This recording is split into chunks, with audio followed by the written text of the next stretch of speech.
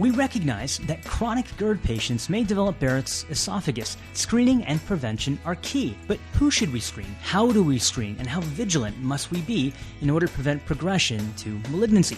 Joining me today is Dr. Gary Falk, professor of medicine at the University of Pennsylvania in the Division of Gastroenterology and Hepatology. Dr. Falk is the director of the Esophagology and Swallowing Center. Indeed, he is an esophagologist extraordinaire. Gary, we are very delighted to have you on our program today. Welcome to GI Insights. Well, thank you very much for that kind introduction. Absolutely. This is a common hot topic. We talk about this at every CME symposium, GERD and Barrett's, and how do we remain vigilant? Who should we be screening for Barrett's esophagus? And more importantly, perhaps, who should we not?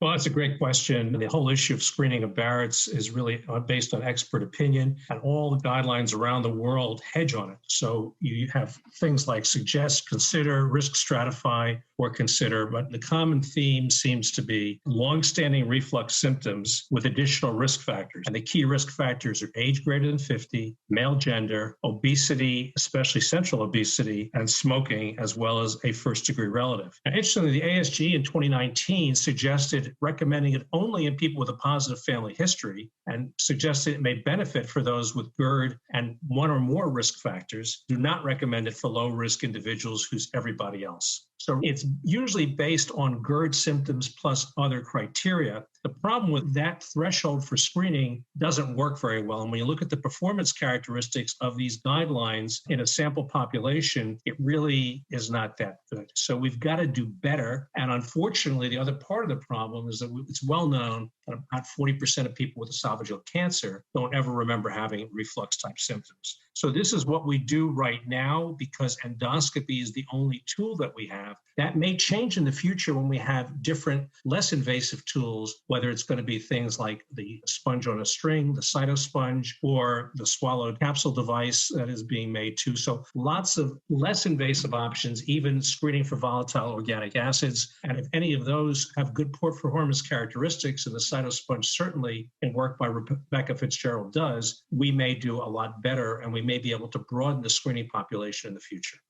That brings me to how often do we give patients an inaccurate diagnosis of Barrett's esophagus? How often can this be a false diagnosis? Well, again, that's a great question, and that gets into how do you make the diagnosis? And unfortunately, right now, we have an epidemic of false diagnosis because for reasons that remain unclear, the normal Z line seems to have with it attached an invitation to biopsy when all guidelines all over the world emphasize that that should not be the case. How to change that habit on the part of the GI community is something I'm not quite sure how we do. But I think one of the problems when you label someone with Barrett's is that they then have their life insurance premiums changed, their quality of life is altered, their worry for developing esophageal cancer increases, and then they start looking for things that may hurt them, such as unnecessary endoscopic eradication therapy for a condition that doesn't exist. So unfortunately, there are many, many people who have a diagnosis of Barrett's who don't have it, and a lot of us are in what we call the delabeling business. Gary, what are your opinions about biopsying for Barrett's when you see esophagitis, when you actually see some form of ulceration at the Z-line? Should we be biopsying that?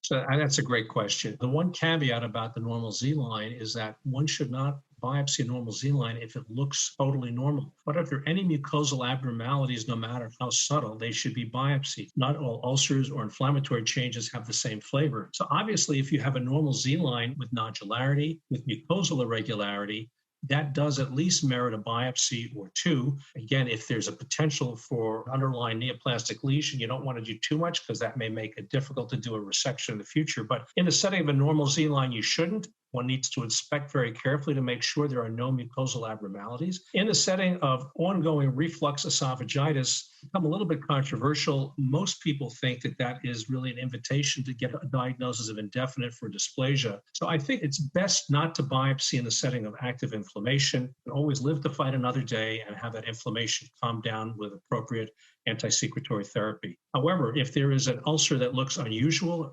something that doesn't look like classic LA, A, B, C, or D esophagitis, that's a different story. There's another side to that coin is that if you have LA, C, or D esophagitis, you really do need to get that healed up to see if underneath that there is Barrett's esophagus. So High-grade esophagitis does need to be healed in repeated endoscopy. A and B esophagitis, less clear-cut that one needs to repeat an endoscopy to sort out whether there's Barrett's or not. For those just tuning in, you're listening to GI Insights on ReachMD, and I've been speaking with Dr. Gary Falk about Barrett's esophagus. Who should we be screening? Who should we not be screening? And how can we best characterize it? Speaking of characterization, Dr. Falk, optics have come a long way. HD scope, zoom, and all these little nifty gadgets that we have literally at our fingers' disposal. How can we best characterize Barrett's esophagus? What do you do that we should be doing better when we're actually scoping a patient in terms of light, filter, and I'm hoping you'll also review how we can characterize it in terms of prog classification. Right. Thank you. I think that's a great question. And I think that's something that doesn't require any expensive capital outlay to do. I think that in the world of Barrett's esophagus, the single biggest thing that's changed diagnostics and, in fact, to a certain extent, therapeutics is our ability to see much better. So we can see so much better now with high-definition endoscopes. And the key principle of Barrett's esophagus surveillance and detection is a high-quality examination. You need to clear the surface, first of all, of any debris. You need to spend some time looking at the involved area. Typically, you should go up and down with high-definition white light first, and then I usually switch to narrowband imaging because of the scope that I have, but there are many other instruments that have electronic chromoendoscopy that work quite well. And if you do a high-definition white light exam followed by an electronic or conventional, in this case, acetic acid chromoendoscopy exam, by definition, you're doubling the inspection time. And there are suggestions that the more carefully and the longer you look, the more you find. That data is a little bit flawed, but there is consensus in the Barrett's esophagus community that one of the critical aspects of Barrett's esophagus is a high quality examination. So the key things to do: clean, look carefully, look antegrade and retrograde, varying your degrees of insufflation, and then define your landmarks. It's just like the LA classification, the Paris classification, Prague classification, define where the diaphragmatic pinch is, define where the top of the gastric folds is with partial insufflation, define the circumferential extent, the so-called C, and the maximal extent of the tongues of the Barrett's. And that gives you clear language. One shouldn't be doing biopsies if there's less than 1 centimeter of Barrett's because there's poor inter-observer variability. The blind spot of the Prague classification are islands, so there may be islands above the squamocolumnar junction, and that's not part of the Prague classification, but I do advocate biopsies of those islands. So it's really taking a little bit of time and looking very carefully at things, and then, of course, getting systematic biopsies. Acetic acid, is that something that we can learn to do out in the community, or is that something that has to be done at a center? Anybody can do it. It's inexpensive, but it's probably also inconvenient. So while it has met the ASG/PIVI criteria for rigor, it's not really used, and I don't think it's really necessary in the setting of electronic chromoendoscopy. It is used in Europe and South America. It works, but I think that from a practical perspective, where in North America, every scope has got the capability of electronic chromoendoscopy, it's one less thing I think you should worry about. If you don't have electronic chromoendoscopy, it's a different story. It's inexpensive, and I don't think there's enough time to get into it today, but it does work. But I think that electronic chromoendoscopy is a much simpler application here. And I think that's a practical point. So I'm glad you answered that question. We have already very sophisticated tools that we can use. And I think you said it earlier. You said, look, right? Take your time inspecting and looking. Don't rush by it. Do a quality job. It doesn't take long, right? And endoscopy is a relatively easy procedure for endoscopists to perform. So just looking can help you make the diagnosis. Now, the one thing I would add in that has no evidence for it other than it's been embraced in the Barrett's community, that at least in the surveillance of known dysplastic patients, adding a distal cap to the scope allows you to isolate areas and allows you to use your electronic zoom and look more carefully. It's not necessary for the routine examination. In someone where you're not sure if there's Barrett's or not, in terms of the delabeling, you may want to consider it. It's not terribly expensive. It's not necessarily in routine surveillance. And after all, most people with Barrett's esophagus are never going to develop dysplasia or cancer. So most Barrett's surveillance is routine. That's very important. And I think the cap, like you said, it's not routine, but it is inexpensive. And I've used that in my practice. And it's been very helpful. Such a little simple tool that has actually helped me kind of pin down the tissue and get a better look than I would have otherwise.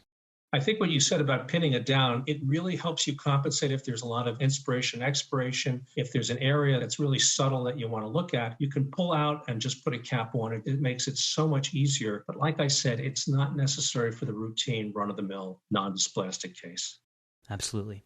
Now, let's say we do due diligence. We characterize, we screen, we do diligence, and then we have our pathologist return a diagnosis suggestive of Barrett's. What should be our first reflex with that Barrett's diagnosis? Should we talk to that pathologist? Should we get a second opinion pathologist? When should we entertain that? Well, I think before we go to the pathologist, it's important to make sure that we've provided them adequate samples. Again, despite being advocated and having evidence for a long time that it works, that the Seattle protocol, which has been out there from before the age of high-definition endoscopy, allows a systematic biopsy of the Barrett segment. The more biopsies that you do and the more you adhere to it, the more dysplasia you find. So before we get things to the pathologist, we want to obtain the tissue in the right way. Again, this is something that has been difficult to have the community embrace, but I think that there's good evidence that it works nicely. As far as pathology communication, you're looking for certain descriptions. If there is no dysplasia, I think that you're basically okay in terms of columnar epithelium, intestinal metaplasia. If there is dysplasia, though, that should result in an automatic trigger for at least a consensus review, or ideally a review with someone with expertise in GI pathology. So how you define expertise is hard to say because there's no agreement, but there's general pathology and then there's GI pathology. So you'd like to get it reviewed by a GI pathologist. And certainly all guidelines in this country will state that any diagnosis of dysplasia merits review by a second pathologist, preferably with expertise in GI pathology. I think that that's going to change in the future too. There are ways of scanning slides and having that sent. Whether those systems take off or not is hard to say. But I think that the key thing here is anybody, indefinite, low grade, high grade, that needs to be reviewed. Intramucosal or cancer, that needs to be reviewed. And anybody who doesn't use accepted terminology such as moderate dysplasia, severe dysplasia, that is not adhering to the correct linguistics. So I would certainly want those slides reviewed if they're not using the normal terminology. So I think the highlights of what you just said were make sure you get adequate samples, make sure you've given good tissue for the pathologist to work with, and then you kind of raise some alarm language, alarm words or buzzwords that we should be thoughtful in thinking that perhaps our pathologist may be using outdated terminology, and maybe that would be a reason to question or review the pathology. So that's actually a great tip right there too. Dr. Falk, you kind of hit a lot of great points. We reviewed in a very high yield fashion the high risk factors that are obvious for developing chronic reflux and Barrett's, but a key take-home was that I will not forget is that 40% of those esophageal cancer patients never had symptoms. So perhaps at every GI visit that I have for a patient with reflux, I'm going to be very thoughtful and continue to be detailed in my screening questionnaire, if you will, for those chronic reflux patients, making sure I'm not missing any subtle symptoms of esophageal or extraesophageal reflux. The other thing to point out is that there is active development of risk prediction tools that can be used in electronic medical records. They are being looked at in various centers around the world, and they have reasonable but not perfect performance characteristics where you can place in some of these risk factors, such as sex, smoking, BMI, reflux, family history, and they are very, very promising for the future. This was some great information you shared with us, Gary. Before we close, do you have any last closing remarks? Well, first of all, again, I want to thank you for giving me this opportunity. I think that the most important thing in our Barrett's patients is to emphasize that if the diagnosis is made correctly and surveillance is done well, they're playing with house money. The risk for cancer in a given patient is 0.1 to 0.3% per year. The highest risk is in that initial time period, especially if the initial exam is not meticulous. Once you're out there, even though the risk never zeroes out, most people with non-dysplastic Barrett's esophagus will never develop cancer. Again, 90% of people with esophageal cancer have never had a diagnosis of Barrett's esophagus. And that's the whole conundrum that we have with esophageal cancer and Barrett's programs today. Thank you, Dr. Falk. The research must go on, but today we're going to be doing better in screening our patients for Barrett's esophagus. Thank you so much. For ReachMD, I'm Dr. Nandi. To access this episode and others from GI Insights, please visit reachmd.com/GI Insights, where you can be part of the knowledge. Thanks for listening.